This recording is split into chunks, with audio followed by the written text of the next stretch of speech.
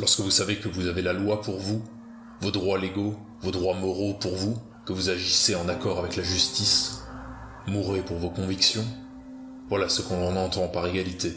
Ce qui est bon pour loi est également bon pour le jar.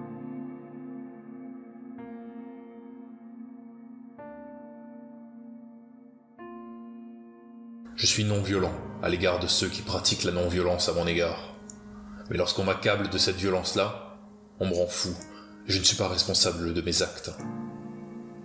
C'est ainsi que tout noir devrait se comporter.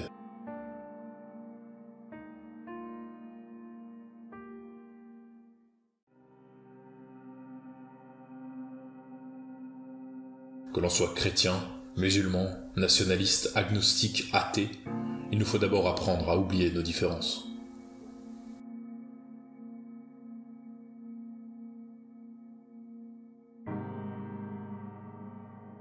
Tout ségrégationniste est un criminel, hein.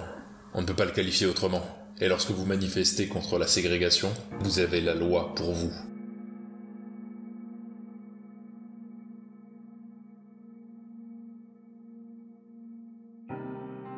Lorsque vous revendiquez ce qui vous appartient, quiconque vous dénie le droit d'en jouir est un criminel. Comprenez-moi bien, lorsque vous réclamez ce qui est à vous, vous êtes légalement en droit d'en revendiquer la possession. Quiconque tente, de quelque façon que ce soit, de vous dépouiller de ce qui vous appartient, enfreint la loi et commet, par conséquent, un délit.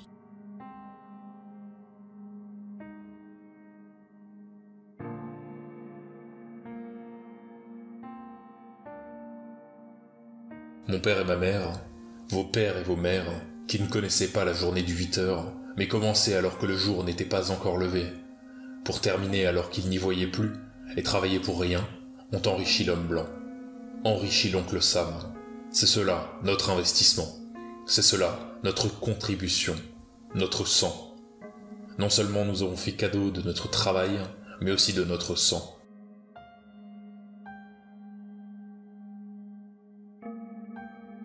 On ne peut gagner sa liberté qu'en montrant à l'ennemi que l'on est prêt à tout pour l'obtenir.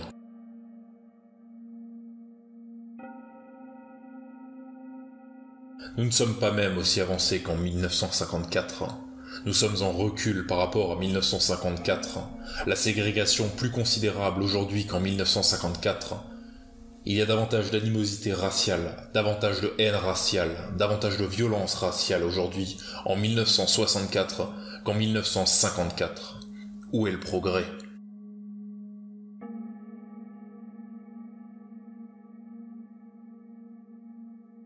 C'est pourquoi le moment est venu pour vous et pour moi, en 1964, de faire preuve de plus de maturité politique et de comprendre à quoi sert le bulletin de vote, ce que nous sommes censés obtenir lorsque nous votons, et que si nous ne votons pas, la situation finira par en venir au point où nous devrons fondre des balles.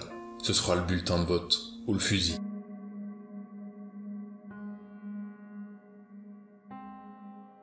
Le mal le plus pernicieux, le plus nocif sur cette terre est le racisme.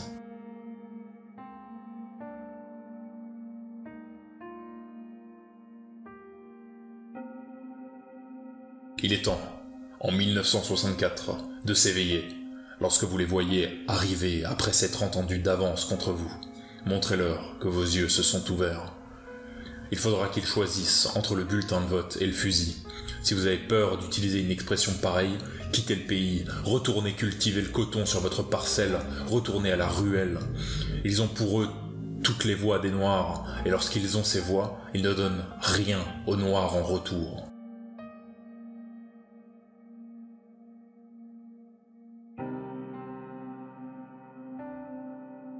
Le Texas est un État où règne la loi de Lynch.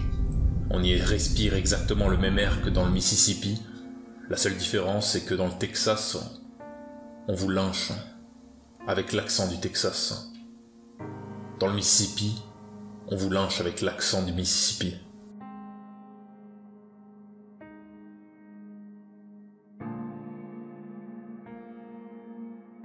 Aussi ne suis-je pas ici pour vous parler en tant qu'Américain, en tant que patriote, en tant qu'adorateur ou porteur de drapeau. Non, ce n'est pas mon genre. Je m'adresse à vous en tant que victime de ce système américain. Et je vois l'Amérique par les yeux de la victime. Ce n'est pas un rêve américain que je vois. mais un cauchemar américain.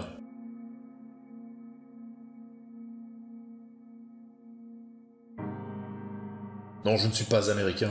Je suis l'un des 22 millions de Noirs qui sont victimes de l'américanisme, l'un des 22 millions de Noirs qui sont victimes d'une démocratie qui n'est rien d'autre qu'une hypocrisie déguisée.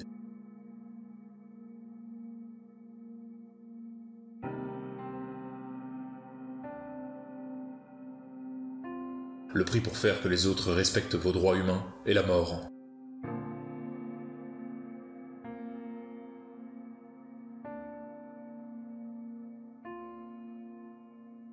Eh bien, je suis un homme qui n'accepte pas de se bercer d'illusions. Je n'irai pas m'asseoir à votre table pour vous regarder manger, sans rien dans mon assiette, et déclarer que je dîne. Il ne suffit pas d'être assis à table pour dîner, encore faut-il manger de ce qui se trouve dans l'assiette. Il ne suffit pas d'être ici en Amérique pour être américain. Il ne suffit pas d'être né ici en Amérique pour être américain.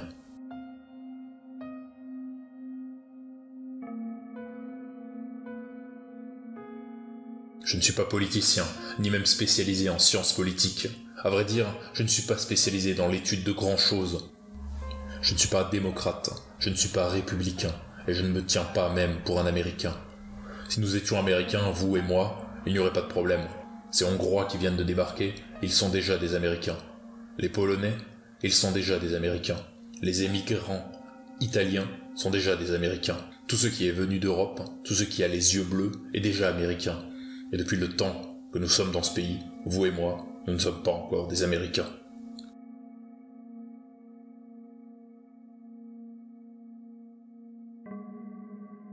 Si nous ne faisons pas quelque chose très bien, je pense que vous admettrez que nous allons être contraints de recourir soit au bulletin de vote, soit au fusil. En 1964, ce sera soit l'un, soit l'autre. Ce n'est pas que le temps passe, c'est que le temps a passé. 1964 risque d'être l'année la plus explosive que l'Amérique ait connue. L'année la plus explosive.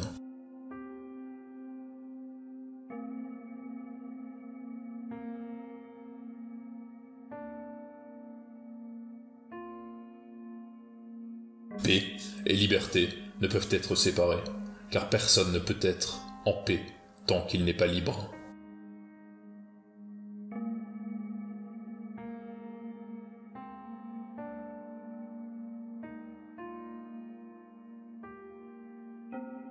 Et si l'homme blanc ne veut pas que nous soyons ses ennemis, qu'il cesse de nous opprimer, de nous exploiter et de nous dégrader.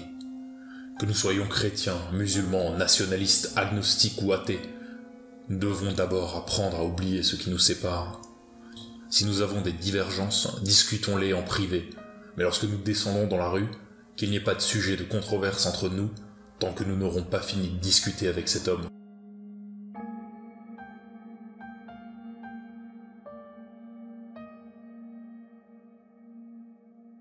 Quand un homme est triste, il ne fait rien pour changer sa condition. Quand un homme est en colère, il agit pour le changement.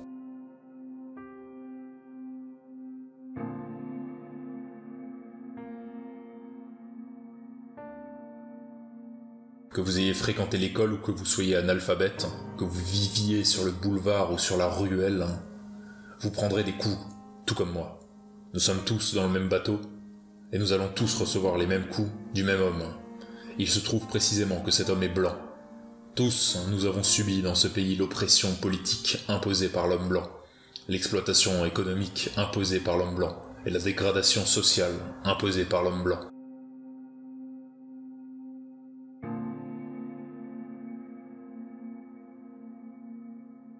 La question posée ce soir, à ce que je comprends, c'est la révolte noire et ce qui en résultera, ou encore qu'y aura-t-il ensuite?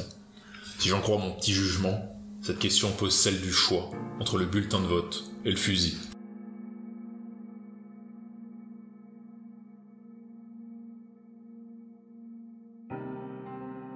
Il faut reconnaître tout être humain, sans chercher à savoir s'il est blanc, noir, basané ou rouge. Lorsqu'on envisage l'humanité comme une seule famille, il ne peut être question d'intégration ni de mariage interracial.